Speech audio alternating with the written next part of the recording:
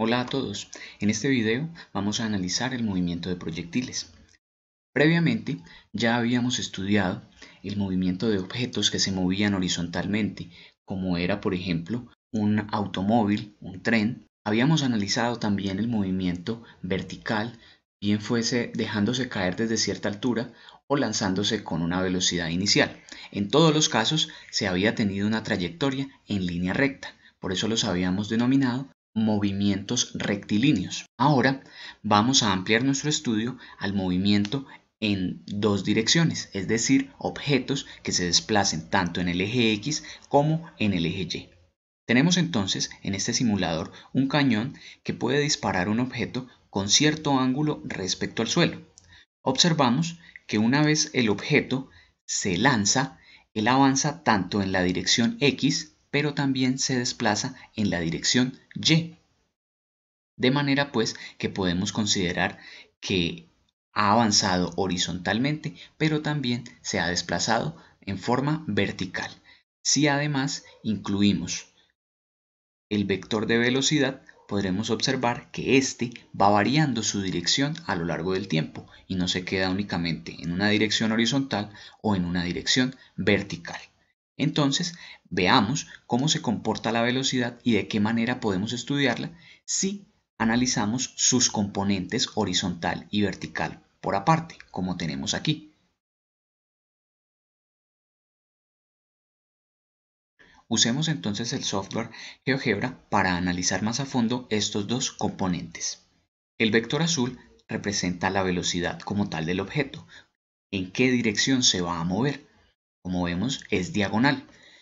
Y hemos, con estas líneas punteadas, proyectado dicho vector en el eje horizontal obteniendo el vector X y hemos proyectado en el eje vertical obteniendo el vector de velocidad Y. A medida que se aumenta la magnitud de dicho vector de velocidad, aumentan sus componentes horizontal y vertical, pero además yo puedo aumentar únicamente el componente Y o únicamente el componente X. Para eso debería variar este ángulo θ. Entonces tenemos como los vectores de velocidad en X y en Y dependen de este valor de velocidad. Además, nosotros podríamos calcularlos conociendo este vector. Para ello, veamos que aquí se nos han formado dos triángulos rectángulos. Vamos a resaltar uno de ellos para que sea más sencillo nuestro análisis. Tenemos entonces un triángulo rectángulo en el que la hipotenusa es el vector velocidad. Tenemos además que este extremo, esta línea punteada, es exactamente igual a este vector. Por tanto, ubicaremos este vector aquí para que se facilite aún más nuestro análisis. Este triángulo rectángulo entonces tiene como hipotenusa la velocidad y tiene como sus catetos la velocidad en X y la velocidad en Y. El cateto opuesto sería la velocidad en Y, el cateto adyacente sería la velocidad en X. Dichos catetos respecto al ángulo θ. Entonces podríamos usar las razones trigonométricas para hallar estos vectores. Por un lado, tenemos que el coseno del ángulo θ es igual al cateto adyacente, es decir, la velocidad en X sobre la hipotenusa, que es la velocidad. Si despejamos entonces la velocidad en X de esta ecuación, obtenemos que es igual a velocidad por el coseno de θ. De forma análoga puedo analizar que el seno del ángulo θ es igual al cateto opuesto, que será la velocidad en Y, dividido el vector velocidad, que al despejar velocidad en Y obtenemos que es igual a la velocidad por el seno del ángulo.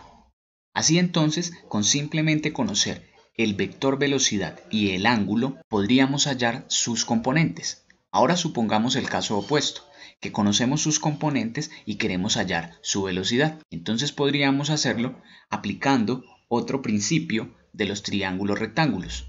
Tenemos entonces el teorema de Pitágoras, el cual nos indica que a partir de los catetos yo puedo hallar la hipotenusa, que será la velocidad. Así entonces tenemos que la velocidad queda en términos de los catetos al cuadrado. Si quiero eliminar el cuadrado, simplemente aplico raíz cuadrada. Y esta expresión entonces nos servirá para hallar la velocidad cuando solamente conozcamos sus componentes horizontal o en X y vertical o en Y. Con estas tres podremos hacer entonces de manera muy sencilla nuestro estudio sobre los cambios de la velocidad a lo largo del tiempo cuando estudiemos movimiento de proyectiles. Volviendo a nuestro simulador, tenemos que cuando el objeto es lanzado,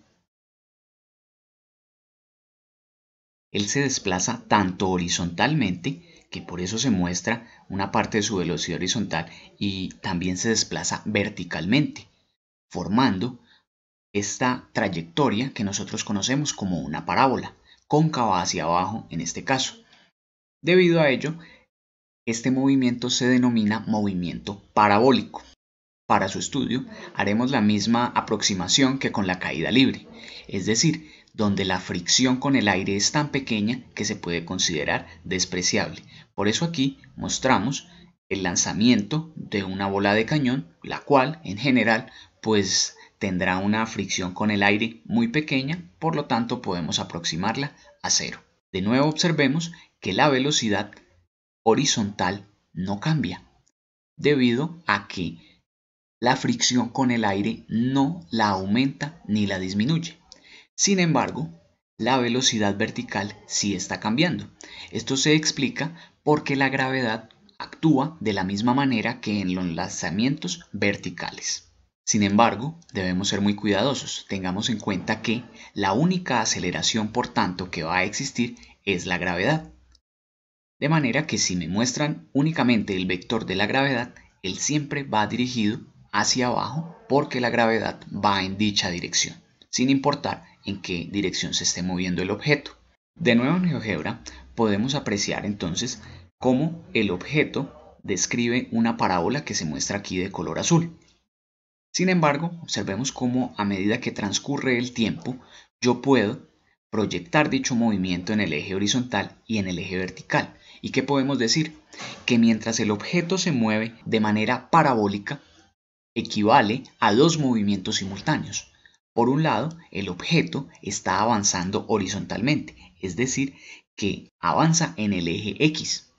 Por otro lado, el objeto sube y después baja, lo que implica que se está moviendo también en el eje Y. Es decir, que mientras describe este movimiento parabólico, transcurren este movimiento de esta esfera negra y este movimiento de esta otra esfera. ¿Para qué nos sirve tener en cuenta esos dos movimientos simultáneos?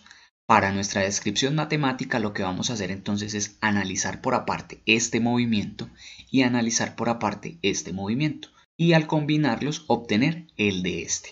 Esto facilitará mucho más los cálculos. Como el movimiento es tanto horizontal como vertical, la posición del objeto también deberá determinarse tanto en el eje X como en el eje Y.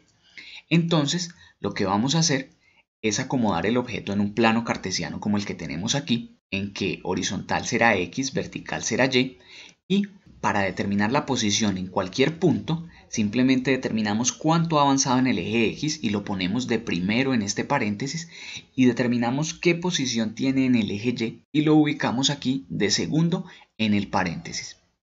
Indica aquí entonces que horizontalmente ha avanzado 20,15 y verticalmente se encuentra a una altura de 10 metros. Fíjense cómo disminuye y aumenta la altura, pero la posición en X solo aumenta. Se decía previamente que el objeto únicamente tiene aceleración, la gravedad, pues horizontalmente no hay una aceleración. La fricción con el aire no lo interrumpe, entonces si horizontalmente no hay aceleración, podemos decir que su velocidad es constante, únicamente al avanzar horizontal. Entonces, el movimiento de esta esfera que va por el eje X se podría describir como un MRU. Por otro lado, verticalmente sí hay una aceleración que es la gravedad, por tanto deberíamos usar el modelo de lanzamiento vertical que habíamos estudiado previamente. Entonces observamos cómo el objeto va avanzando en X y a su vez sube y después va a bajar. Finalmente podemos decir que la trayectoria formada, la parábola, depende de la velocidad inicial, de manera que si la velocidad inicial es pequeña, la trayectoria va a ser pequeña, y además depende del ángulo. Si reduzco el ángulo, fíjense cómo cambia la parábola, y si aumento el ángulo, cambia también la parábola. Además, debemos decir que el máximo ángulo que puede tener el lanzamiento debe ser menor a 90. Si llega a ser 90, pues simplemente el objeto será lanzado hacia arriba y pues simplemente se puede describir como lo que habíamos estudiado previamente. Entonces tenemos aquí ángulos menores a 90 en el cual el objeto se desplace tanto horizontal como vertical. Además, si el ángulo es igual a 0, pues simplemente el objeto sería lanzado horizontalmente y se trataría de un movimiento de MRU. Por último, para caracterizar la parábola, podemos dar la máxima distancia que alcanza horizontalmente. Podemos ver que el objeto avanza desde 0 y en el eje X llega hasta 40. Esta distancia se conoce como distancia horizontal o alcance horizontal. Por otro lado, el objeto llega hasta una máxima altura de aproximadamente 10 metros. Entonces, este también será un parámetro importante a tener en cuenta y que será característico de las parábolas, en que en este caso, para una velocidad inicial de 20 metros con ángulo de 45 grados, la máxima altura posible que puede alcanzar el objeto es de 10 metros.